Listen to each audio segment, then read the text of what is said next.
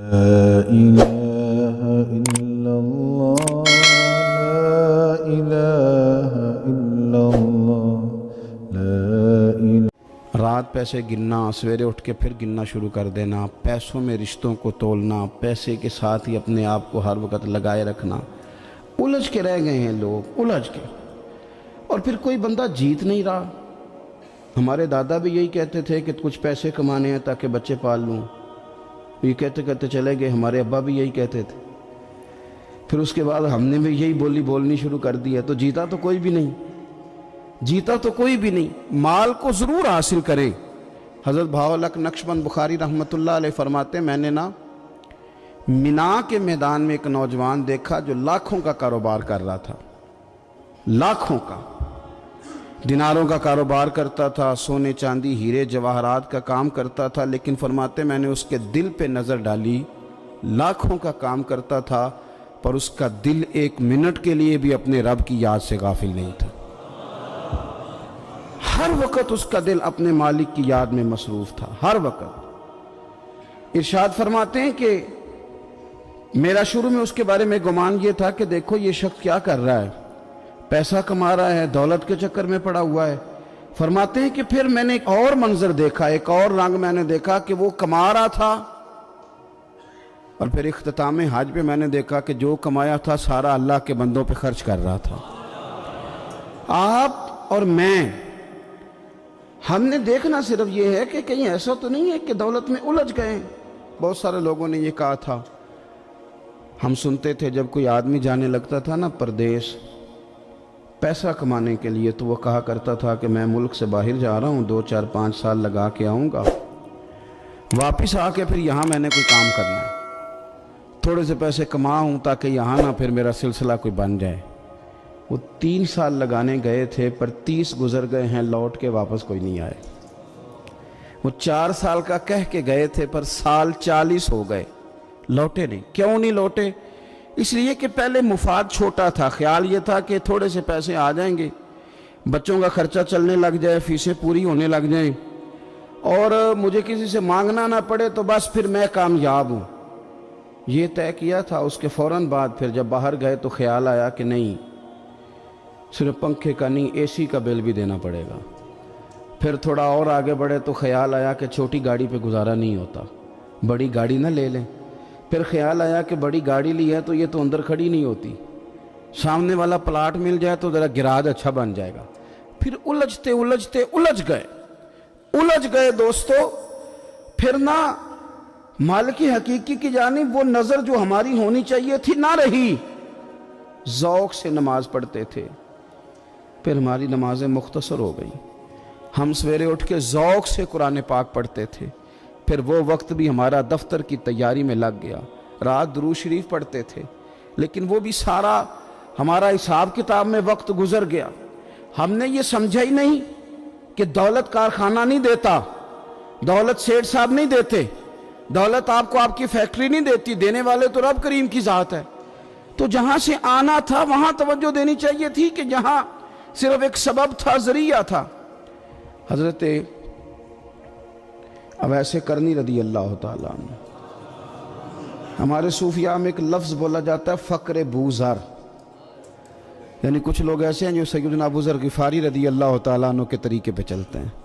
ایک لفظ بولا جاتا ہے فقر بوذر، کچھ لوگ فقر بوذر کے قائل تھے، اسی مزاج کے قائل تھے حضرت سیدنا اویس کرنی رضی اللہ تعالیٰ۔ ان کے ذہن میں ایک بات بیٹھ گئی تھی کہ یار دینے والا اللہ ہے، دینے والا، عزت بھی اللہ دے گا، رزق بھی اللہ دے گا۔ بلکہ امام غزالی رحمۃ اللہ علیہ نے تو حدیث لکھی ہے، آپ فرماتے ہیں کہ نبی پاک صلی اللہ علیہ وسلم نے فرمایا جس نے بندوں سے عزت تلاش کی رب اسے رسوا کر دے گا۔ جو سیاست کر کے عزت حاصل کرنا چاہتا ہے، جو اس طرح کا ماحول بناتا ہے کہ میں کوئی ایسے کام کروں کہ لوگ میری واہ واہ کریں، لوگوں سے عزت کا حصول کرنے والے کو رسوا کر دیا جاتا ہے۔ عزت در اصل وہی ہے جو رب کریم عطا فرماتا ہے۔ میرے عزیز دوستو، آپ اپنی توجہ، دل کی توجہ، روح کی توجہ اپنے مالک کی جانب جب کر لیتے ہیں، غفلت کا پھندا اتار دیتے ہیں اور ہر وقت غلبہ رکھنا پیسوں کا، ہر وقت اسی میں سوچنا، اسی میں محو ہو جانا، پھر آپ کا ذہنی نقصان ہوتا ہے، پھر آپ کی روح جو ہوتی ہے وہ بے چین رہنے لگتی ہے۔ پھر ایسے بھی غریب دیکھے جن کے پاس پیسے ہیں، پیسوں کے علاوہ کوئی شے بھی نہیں۔ پھر ایسے بھی تنگ دست دیکھے کہ جن کے پاس جائیدادیں بڑی ہیں پر ان کے پاس رات کو سکون سے سونے کے لیے وقت کوئی نہیں۔ عزیز بھائی، حضرت ویسے کرنی رضی اللہ تعالیٰ عنہ کی ملاقات ہو گئی حضرت حرم بن حیان کے ساتھ، یہ بھی تابعی ہیں۔ تو حضرت حرم بن حیان رحمۃ اللہ علیہ کہتے ہیں، یہ نا ہم تو خیر بڑی ساری باتیں سنتے ہیں تو نصیحت نہیں نہ حاصل کرتے، ویسے بھی یہ دور تقریریں سننے کا ہے۔ جو عمل کرنے والے لوگ تھے ان کا کیا طریقہ تھا کہ وہ ایک دو جملے کافی تھا، علم و بس کری او یار او ایک کو یرف تینوں درکار، جملہ ایک بھی تیرے لیے کافی ہے، لیکن شرط یہ ہے کہ تو عمل کا ارادہ رکھتا ہو، تیرا خیال ہو کہ عمل کرنا ہے۔ وہ لوگ نا مختصر سی باتیں کرتے، مختصر سی نصیحتیں کرتے، لیکن وہ عکس جلدی کرتے، اس میں سے اپنے لیے خیر جلدی تلاش کرتے۔ حضرت حرم بن حیان کی ملاقات ہوئی حضرت اویس کرنی رضی اللہ تعالیٰ عنہ کے ساتھ، تو حضرت حرم بن حیان کہتے ہیں میں نے عرض کی حضور میں کسی ملک میں جا کے رہنا چاہتا ہوں، کہیں سکونت اختیار کرنا چاہتا ہوں، یہاں سے ہجرت کرنا چاہتا ہوں، تو مجھے کوئی آپ مشورہ دے میں کہاں جاؤں؟ تو فرماتے ہیں کہ میں نے جب یہ سوال کیا تو حضرت ویسے کرنی نے مجھے اشارہ دیا، فرمانے لگے ملک شام چلا جا۔ کہتے میں نے اگلا سوال کیا حضور وہاں جا کے کاروبار کیا کروں گا، رہوں گا کیسے، کھاؤں گا کہاں سے؟ تو فرماتے ہیں حضرت ویسے کرنی نے رومال اٹھایا، کندھے پہ رکھا اور چلنے لگے۔ میں نے کہا حضور آپ نے سوال کا جواب ہی نہیں دیا۔ تو فرمانے لگے جس دل کو ابھی تک یہی یقین نہیں آیا کہ روزی کون دیتا ہے اسے میں نصیحت کیا کروں؟ میں تجھے نصیحت کروں جسے آج تک یہی نہیں پتا کہ روزی کون دیتا ہے؟ تو ابھی تک اپنے دل کو پکا ہی نہیں کر پایا کہ روزی رب دیتا ہے؟ او خدا کے بندے کیا نصیحت کروں تجھے؟ تو ابھی تک یہاں اڑا ہوا ہے۔ تیرا جو توکل ہے وہ مضبوط ہونا چاہیے، تیرا بھروسہ اپنے رب کی ذات۔ تو غافل ہو گیا اللہ سے، تو نے اسباب پر بھروسہ سارا کرنا شروع کر دیا۔ اسباب اختیار کیے جاتے ہیں، بھروسہ رب کریم پہ کیا جاتا ہے۔ ہماری جو غفلت ہے نا وہ بھلا کیوں ہوئی ہے؟ وہ اس لیے ہوئی ہے کہ پیسے کسی کو بھی برے نہیں لگتے، پتہ نہیں ان میں کیا کشش ہے۔ یہ نہ آپ کسی جگہ بھی ان کا نام لے لیتے ہیں یا کسی جگہ بھی آ جاتے ہیں تو یہ برے لگتے ہی نہیں۔ یہ جناب بڑی بڑی فقیری کا دعویٰ کرنے والے اور لوگوں کو طریقت اور تصوف کا درس دینے والے ان کو بھی اچھے لگتے ہیں۔ یہ تو جناب جو لوگوں کو کہہ رہے ہیں فقیر ہو جاؤ فقیر ہو جاؤ، وہ خود امیر ہوتے جا رہے ہیں۔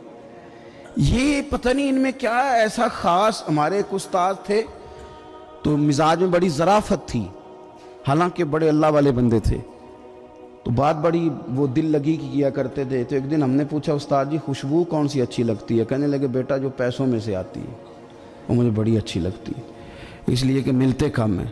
ہمارا نا جب اس طرح کا ذوق بن جاتا ہے نا، آپ مزاج بنا لیتے ہیں پیسوں کا۔ لوگ سمجھتے ہیں کہ غریبی کا ڈر شاید زیادہ ڈر ہے، لیکن کبھی آپ دروازہ رسول پہ جائیں نا تو حضور نے تو کوئی اور ڈر بیان کیا ہے۔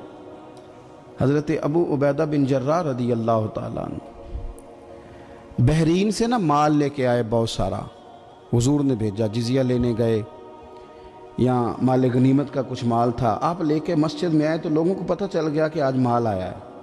اب سب کو حصہ ملتا تھا، اس میں سے بدریوں کو زیادہ ملتا تھا، باقی لوگوں کو بھی ملتا تھا۔